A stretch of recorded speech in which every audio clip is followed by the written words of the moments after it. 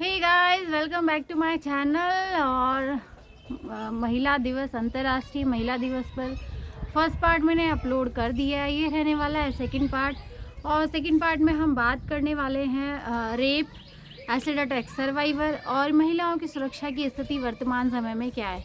तो इन सब मुद्दों पे रहने वाली ये बात अपनी। सबसे पहले बात करते हैं अपन एसिड अटैक सर्वाइवर। आप लोगों ने सुना होगा यार, ये बहुत कॉमन है। हो सकता है आपने अपने आसपास ही देखा हो ऐसे लोगों को। और यार, एसिड अटैक सर्वाइवर मतलब लाइफ तो बहुत ज़्यादा उनकी स्ट्रगल वाली हो ही जाती है। आपने कभी शायद ही सुना हो कि किसी महिला ने पुरुष के ऊपर एसिड फेंक दिया हो, उसको मना कर दिया हो इसीलिए। लेकिन आपने जनरली ये ज़रूर सुना होगा कि किसी का एक तरफा प्यार है, अफेयर है, लड़की ने मना कर दिया है तो लड़का जाएगा और एसिड फेंक देगा कि तू मेरी नहीं हुई तो तू किसी की नहीं होएगी। भाई, ये क्या तरीका हो गया? आपकी प्रॉपर्टी थोड़ी ना हो गई है। और जो एसिड डालते हैं उसके बाद उसका फेस ही नहीं, बहुत ही सारे अन्य अंगों को भी प्रभावित करता है। आपने ऐसे लोगों की स्टोरीज देखी हो, सुनी हो, पढ़ी हो। किसी की आँख चली जाती है, किसी का गला, मतलब अन्य अंग भी प्रभावित हो जाते हैं। फिर एसिड अटैक होने के बाद में पूरा जो मेडिकल प्रोसेस होता है बहुत ही ज़्यादा डिफ़िकल्ट होता है, वो पेनफुल होता है। बहुत सारी सर्जरी इन्हें करवानी पड़ती है और सर्जरी करवाते ही रहनी पड़ती है बहुत लॉन्ग टाइम तक। तो ये इतना ईज़ी नहीं होता है। और उसके बाद कैसे तैसे ये ट्रीटमेंट करवा के जब घर आते हैं, तो घर आने के बाद जब पहली बार अपना फेस ये देखते हैं तो इनके मन में एक ही बात होती है कि भाई हमें तो जीना ही नहीं है, हम तो सुसाइड कर लेंगे। लेकिन घर वाले कैसे तैसे इनको मनाते हैं, समझाते हैं कि नहीं, तुम्हें जीना होगा। इस तरह से करके जीते भी हैं, स्वयं को स्थापित करते हैं इसी समाज के बीच में। और स्थापित करने के बाद स्वयं के लिए भी कुछ करते हैं, समाज के लिए भी कुछ करते हैं। और हमारे समाज की बड़ी विडंबना कहिए आप या दुर्भाग्य कह लीजिए, जिसके साथ एसिड अटैक का मामला हुआ है ना, उसको तो हम देखते हैं घृणा की दृष्टि से, कि इसी की गलती होगी सारी जो भी होगी। और जिसने एसिड अटैक करा है उसके साथ हम बड़ा अच्छा बिहेवियर करते हैं। उसको सज़ा मिली तो मिली, नहीं मिली तो खुलेआम घूमेंगे, इसी समाज में रहेंगे और इसी समाज में जिएंगे, करेंगे जैसे उन्होंने तो कुछ किया ही नहीं है। और समाज उनको हमेशा खुले मन से स्वीकार कर लेता है। इसे दुर्भाग्य ही कहेंगे समाज का। और एसिड अटैक सर्वाइवर की लाइफ यार बहुत ही ज़्यादा स्ट्रगल वाली हो जाती है। आप सभी ने छपाक मूवी ज़रूर देखी होगी। जो छपाक मूवी है उसके अंदर पूरा स्ट्रगल इन्हीं लोगों का बताया गया है कि कैसे ये अपनी लाइफ में कितना ज़्यादा स्ट्रगल हो जाता है एसिड अटैक होने के बाद में। और इन लोगों के लिए बहुत सारे एनजीओ काम कर रहे होते हैं। समाज में कुछ लोग स्वयं से आगे आके इन लोगों के लिए काम कर रहे होते हैं। और कुछ कुछ स्टेट की जो गवर्नमेंट है वो भी काम कर रही होती है इन लोगों के लिए, लाइक मेडिकल सुविधाएं दे देती है या रहने के लिए फाइनेंशियल सपोर्ट कुछ कुछ गवर्नमेंट कर रही होती है। इससे इनकी कुछ हेल्प हो जाती है। और अब हम बात करते हैं रेप। भाई, रेप का जो शब्द है ना, वो समाज में अब इतना कॉमन हो गया है, हमें फ़र्क ही नहीं पड़ता है अब रेप जैसे शब्द से। आप न्यूज़पेपर उठा के देखिए, आप 4 से 5 घटनाएं डेली की आप पढ़ सकते हैं न्यूज़पेपर में, न्यूज़ में। आप उनमें पाएंगे कि ना कोई सा भी महिलाओं का एज ग्रुप ऐसा नहीं है जो कि सेफ़ है। चाहे से वो छोटी बच्ची हो, 10-12 साल की लड़की हो, या 23-24 साल की हो, 50-55, मतलब कोई सी भी महिलाएं सेफ़ नहीं है। तो ये ऐसा हो क्यों रहा है? देखिए, जो भारतीय समाज है शुरू से ही अपना समाज पुरुष सत्तात्मक समाज रहा है। तो कहीं ना कहीं जो पुरुषों की अपब्रिंगिंग है, पालन पोषण है, इसी प्रकार से किया जाता है। उनके जहन में बातें कहीं ना कहीं ये फिक्स हो जाती है कि यस, हम तो लड़के हैं, हम तो कुछ भी करें, कोई ज़्यादा फ़र्क नहीं पड़ता है समाज में, हमें कोई कुछ नहीं कहेगा, कौन हमारा क्या बिगाड़ सकता है। तो इस तरह की जो मानसिकता है उनके जहन में कहीं ना कहीं सेट हो जाती है। और ये सब समाज से ही निकलती हैं ये सारी चीज़ें।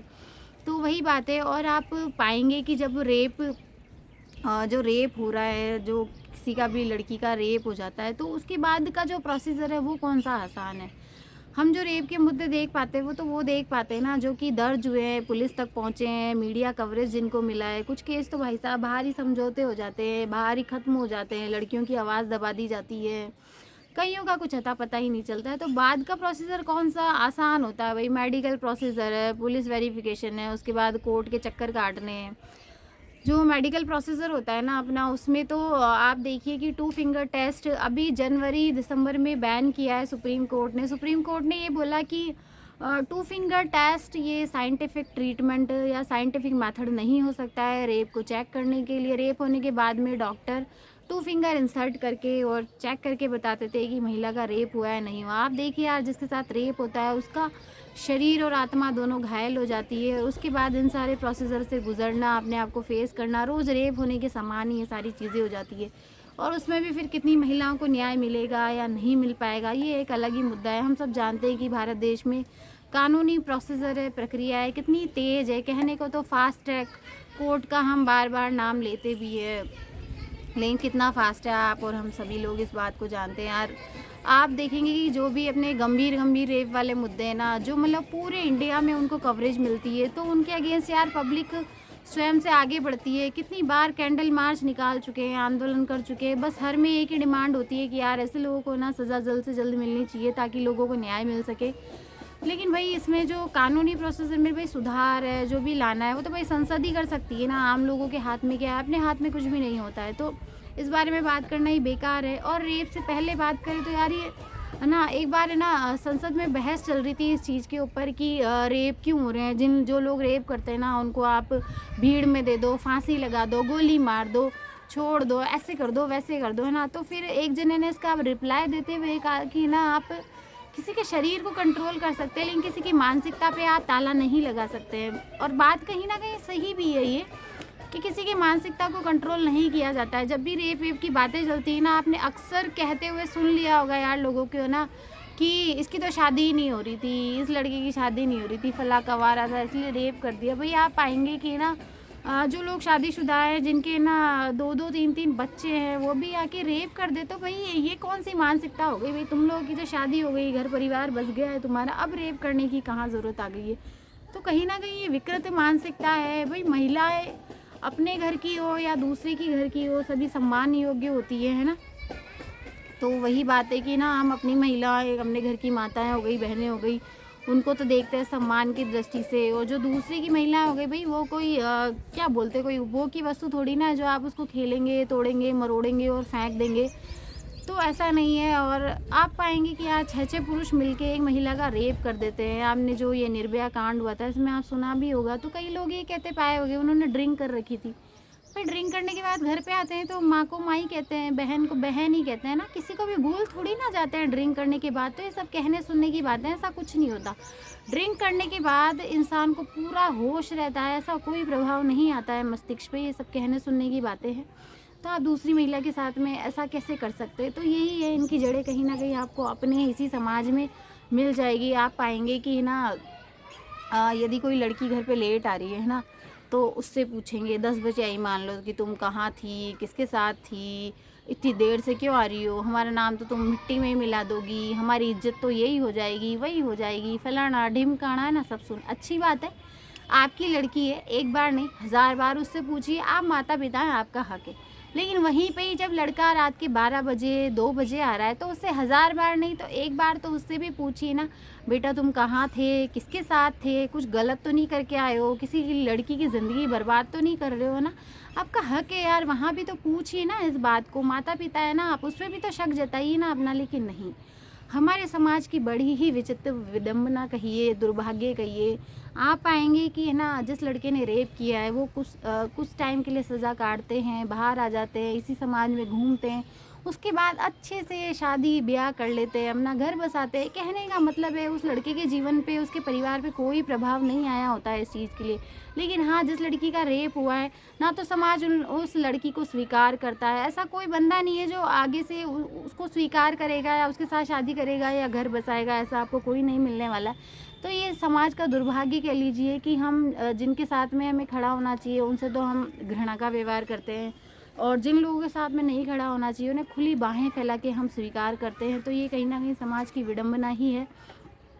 और रेप सुनने में बहुत ही आम हो गया है, लेकिन यही है जिनके साथ होता है, एक बड़ी ही मतलब बहुत ही दुख वाली स्थिति हो जाती है। और भाई कानूनी प्रक्रिया कितनी भी बना दीजिए ना, भाई कानून को फेस करना कौन सा आसान काम है ना, वही भी कहीं ना कहीं मुश्किल ही हो जाता है। तो यही सब है। मैं तो यही बोलूँगी कि ना जो रेप के बाद वाली जो कानूनी प्रोसेस है उसमें आम जनता कुछ भी नहीं कर सकती ना, अपन सिर्फ बार बार कह सकते हैं। उसमें जो पूरा रोल रहता है वो पूरा सरकार का रहता है, कोर्ट का रहता है, कानून का रहता है अपना। लेकिन हाँ, जो आम जनता है, हम हर कोई भी रेप केस है ना, उससे हम शिक्षा ले सकते हैं कि इससे कहाँ गलती हुई, हमें नहीं करनी चाहिए, हमें कहाँ अलर्ट रहना चाहिए। माता पिता से भी कहना चाहूँगी, अपने बच्चियों का ध्यान रखिए। कई बार रेप करने वाले आपको अनजान व्यक्ति नहीं है, अपने आसपास के ही व्यक्ति होते हैं, अपने रिश्ते में ही होते हैं, मतलब अपने बहुत ही करीबी लोग होते हैं, वही रेप कर जाएंगे। आप इस चीज़ को भली भांति समझ सकते हैं। तो ज़्यादा से ज़्यादा अलर्ट रहिए, हर कदम पे अलर्ट रहिए। किसी भी केस जो हो गया रेप का, उससे कुछ सीख के जाइए। और अपने स्तर पर जितनी सावधानियां हम बरत सकते हैं उतनी सावधानियां हमें रखनी चाहिए, तभी इस क्षेत्र में कुछ हो सकता है। और वही बालिका है, इनको सेल्फ डिफेंस की ट्रेनिंग हमें ज़्यादा से ज़्यादा देनी होगी, और इतना तो बनाना होगा कि कैसे ये खुद की आत्मरक्षा कर सके। और यही सब बातें हैं। तो यही कहना चाहूँगी यार, आज के लिए इतना ही। और ऐसा मैं नहीं कह सकती ना यार, किसी महिला को खाली माला पहना दो, तालियां बजा दो, हो गया सम्मान महिला दिवस पे।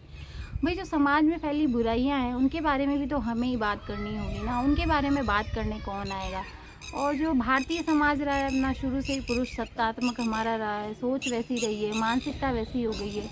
जब छोटे छोटे लड़कों का हम पालन पोषण कर रहे हैं ना, हमें ये बातें उन्हें तब से ही उनके जहन में कहीं ना कहीं भरनी होगी कि भाई, लड़का और लड़की तुम दोनों बराबर हो, तुम्हारे सेम अधिकार है। तुम, ऐसा नहीं है कि पुरुष तो गलत कर रहा है। तो जो पुरुषों के मन में लड़कियों के प्रति उनको संवेदनशील बनाना होगा, सम्मान की भावना पैदा करनी होगी। ऐसे मान लीजिए नैतिक शिक्षा का चैप्टर हो गया है, और ये शुरू से ही जब तक हम इन चीज़ों को उनके जहन में नहीं डालेंगे, बड़े होने के बाद तो कुछ भी नहीं किया जा सकता है। आप खुद इस चीज़ को अच्छे से समझ सकते हैं।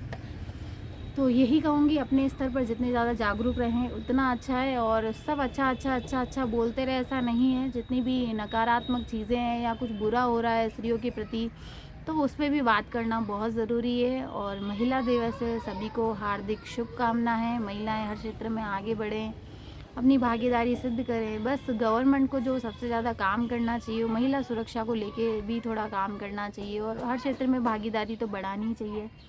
तो आज के लिए इतना ही कहना चाहूँगी। सभी को धन्यवाद। वीडियो पसंद आया तो लाइक करें। जय हिंद, जय भारत।